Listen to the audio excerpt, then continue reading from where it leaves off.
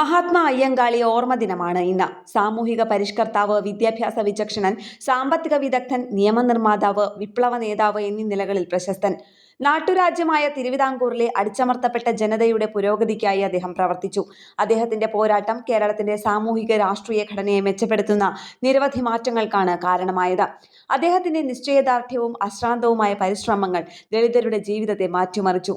സഞ്ചാര സ്വാതന്ത്ര്യത്തിന് വേണ്ടി അയ്യങ്കാളി നടത്തിയ ഒറ്റയാൾ പോരാട്ടമായ വില്ലുവണ്ടി സമരം കേരളത്തിന്റെ എക്കാലത്തെയും രാഷ്ട്രീയ ചരിത്രത്തിൽ ധീരോദാത്തമായ സംഭവമായി എഴുതിച്ചേർത്തതാണ്.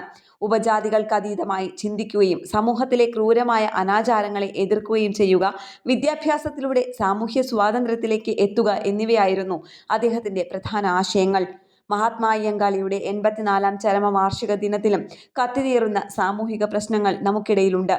അതുകൊണ്ട് തന്നെ ആ ആശയങ്ങൾ ഈ തലമുറയും ഏറ്റെടുത്തേ തീരൂ. ന്യൂസ് ഡെസ്ക്, കേരള പ്രണാമം.